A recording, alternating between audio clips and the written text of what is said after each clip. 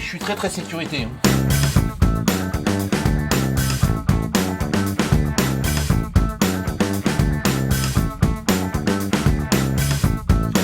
Je démonte la platine d'amortisseur pour avoir accès à l'amortisseur qui se trouve ici avec une fixation qui est juste derrière.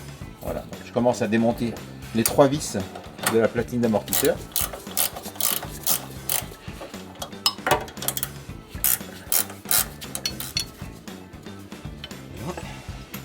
La vis, la rondelle, et on enlève l'amortisseur. Voilà, qui n'est pas démontable sans avoir enlevé la platine.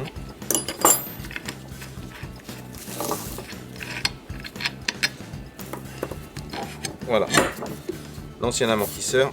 Un pot de détente qui est composé de 2 ressorts, un premier ressort ici, un deuxième ici, avec une coupelle et une tige qui vient en fin de compte permettre d'avoir le niveau du véhicule, puisque je veux dire il y a un niveau requis du véhicule, une hauteur de caisse hein, qui est là et que nous pouvons régler grâce à cette tige ici en la serrant ou en la desserrant. La serrant ça va le véhicule et la desserrer ça va baisser le véhicule. Voilà. Donc des amortisseurs qui sont plus conséquents, hein, plus gros que les autres. Alors ce qu'il va falloir mettre c'est en contrainte l'amortisseur pour pouvoir le positionner sur le véhicule. Donc préalablement il faudra prendre les dimensions. Donc on va remettre provisoirement la fameuse platine. Et avec un mètre on va mesurer l'anthrax. Comme si on faisait un montage à blanc en fin de compte. Donc sans serrer les vis bien évidemment. Alors on va mesurer les distances qui se trouvent ici, c'est-à-dire de la platine d'amortisseur jusqu'à l'autre fixation. Pour pouvoir mettre en contrainte l'amortisseur tout à l'heure.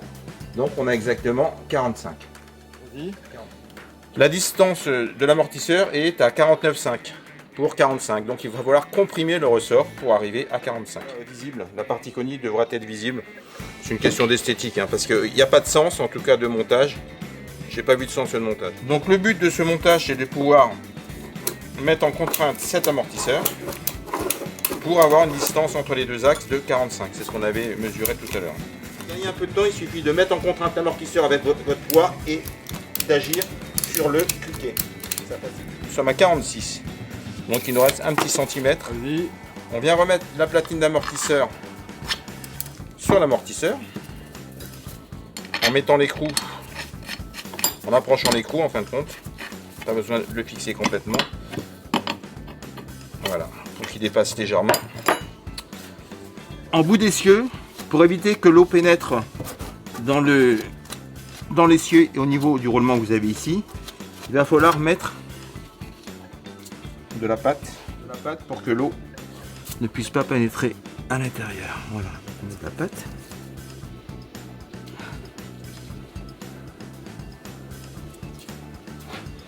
Donc, l'étape suivante est de positionner l'amortisseur avec la platine pour refixer cet amortisseur. Voilà, je le positionne. On avait mesuré 45. Hein. Alors le 45 peut effectivement varier hein, suivant les types de véhicules.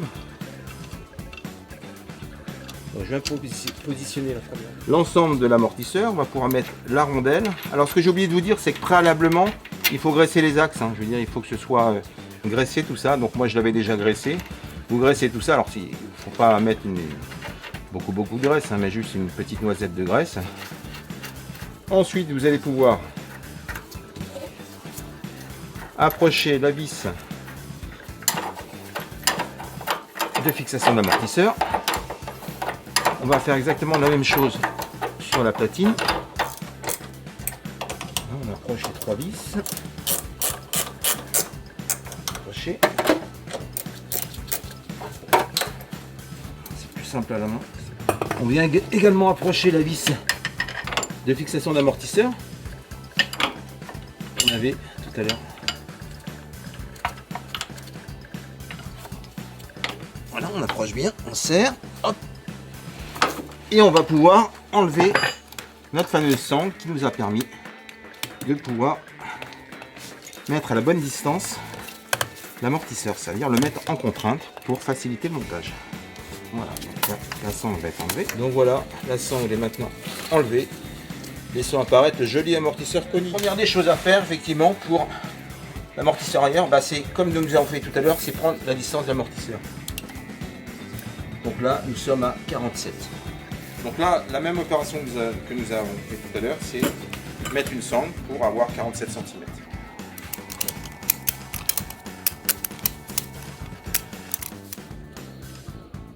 « 47, on en sort pas mal. Pour libérer l'amortisseur.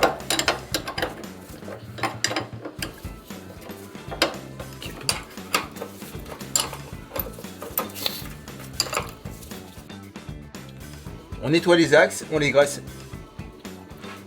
pour faciliter le montage. Voilà, il ne suffit pas d'en mettre beaucoup. Hein.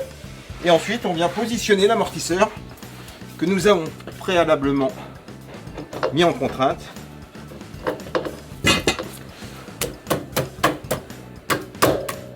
Voilà. On met la rondelle et l'écrou. Alors sur celui-là, on ne pourra pas. J'ai ma sangle qui va me gêner, mais c'est pas très grave. On va pouvoir enlever la sangle et remettre la fameuse rondelle et l'écrou.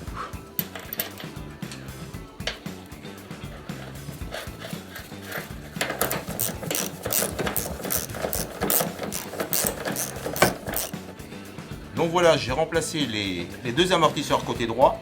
Reste à remplacer le côté gauche. Alors pas de difficulté particulière, excepté l'échappement qui nous gêne légèrement, mais je veux dire, il n'y a pas nécessité de le déposer. Ça passe tout à fait. Voilà.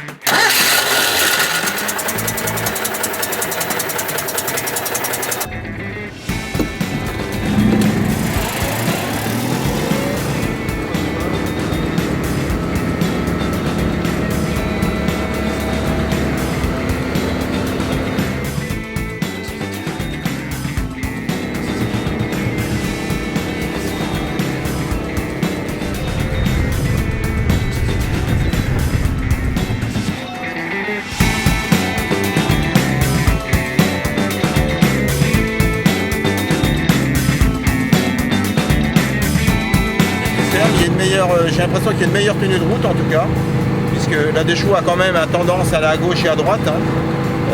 Là je dirais elle est, enfin, sur route normale, je dirais qu'elle est plutôt confortable. Après.